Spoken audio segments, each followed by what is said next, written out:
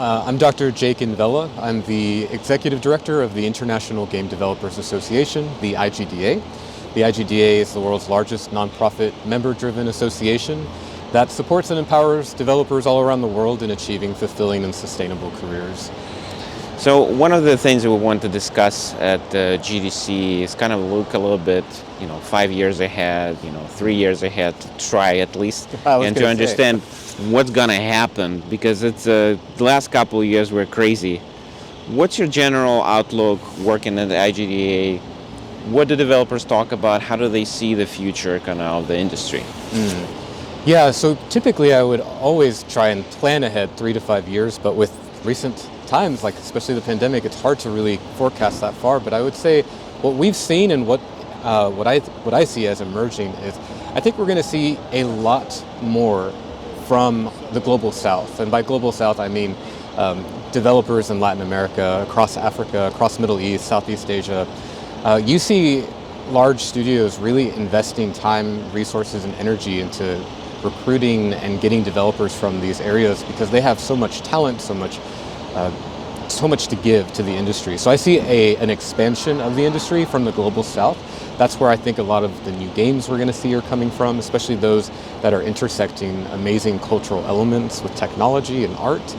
Also, with the talks of AI and new technology, I think we're going to see AI start augmenting and supporting developer production cycles, not replacing artists or anything. I really don't believe AI can replace human artistic voice, but I really do think we're going to be able to use the technology to support development cycles, support new games, and also make games maybe even more interesting, more experiential in terms of the diversity of stories you might be able to have with newly created and generated stories. We talked a little bit about the markets, and you mentioned Latin America, which is like a huge one. I think another one is Africa, probably. Absolutely. Like the North and the South and a lot of other countries there.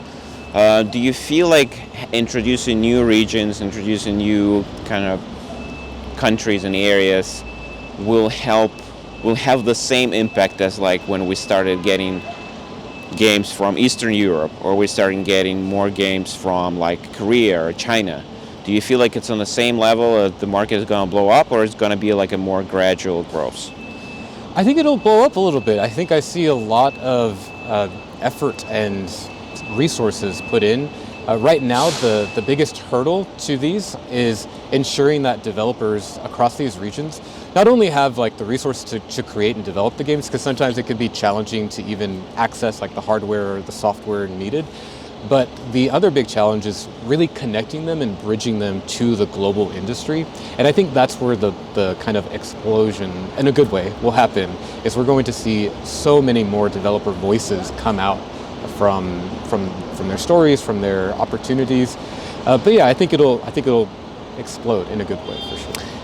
Let's talk a little bit about funding, because this year it's kind of like a very hot topic with everything's going on, and VC is kind of like a retractor and becoming more cautious. Do you feel like in the future developing games would be just as expensive, or do you think like with AI and more tools available, kind of like the cost of production is going to get a little bit lower and we'll see more games being made? Yeah, so I think there's a conversation regarding like quantity over quality, right? I think certainly with new technology and emerging technology, we're going to see a more democratized and more accessible field or landscape of game development. We already see that right now with new tools coming out to make game development more easy and more accessible to non-coders. We have a lot of low-code or no-code platforms that are out for people to use. So in that regard, in that perspective, we'll see more games being made. In terms of quality, I think, like I mentioned, AI will augment and support, and new technology will augment and support developer efforts. Creativity will always be from the humans. We are the ones who are creating the ideas and the visions for games that we will bring forth into the world. So I do see that augmentation and not a replacement of AI. But yeah, in terms of funding, I think it's going to be cheaper to make games ultimately, assuming that you use or rely on the more kind of democratized tool sets. But again, when we're talking about really honing in on your vision, on your artistic vision for your game, you're probably going to want to hire some artists, some programmers, you name it. Unfortunately, that's the reality, or not even unfortunately, that's the beauty of game development, is that we work together to create these masterpieces. But yeah, that's how I see it. Do you think we'll still have a place for smaller teams? Like, because right now, if you look at the, like a general number, it's usually like up to, 50 people, 100 people, and kind of like it goes from there. But there are examples where one developer still can build a game, or like a very small team of like 3 people can build a game. So you think this balance is gonna continue to, grow, or we will have like, a shift to bigger teams? So I think it depends on where the industry will go. Right now, the metaverse is like, it's still a really large talking point for many folks in the industry. And by metaverse, I really mean like the very immersive virtual environment that people are kind of envisioning. That, of course, will require a lot, like large teams, lots of support. But in terms of like indie games, indie experiences, games where you can play in 20 minutes or 2 hours, those we'll certainly see more of those, and those will not require expansive teams unless that particular experience is that high quality in terms of need for technology, need for art, need for music, etc. You talked a little bit about metaverse. Do you feel like this means that games overall will start to be kind of interconnected, sort of like Tim Sweeney's vision or Xola's vision, where it's like everything's kind of like in one big virtual world, sort of like a new internet? Or do you think like it's still going to be like separate bits and pieces? I think it's separate bits and pieces. I just don't think we're going to be in that interoperability aspect of games in the next 5 years. I could be wrong. That would be really interesting to see that. But I still see it as kind of more smaller aspects that are connected through maybe IP. So maybe there's a shared IP that goes around, but we're certainly not going to be, plugging in from one to the other or anything like that. At least that is my perspective. So what about distribution overall? We've seen there is this big trend, I think, with Microsoft, where you basically get to this subscription and there's like all the games in the world that you get. And I think Sony is doing something similar, and a lot of other companies are trying to do it. Do you feel like this one price, all the games, kind of like dilutes a little bit the value of the games that are being produced? Or do you think this is kind of like the next big thing and this is how we're gonna consume this content in the future? The interesting thing I think I see from these streaming services, it provides people an opportunity to play games they might not have otherwise looked at or thought of buying. So I don't think it dilutes the value in that sense. I think there's a lot of value in reach, because that's how you get your users, that's how you get your players.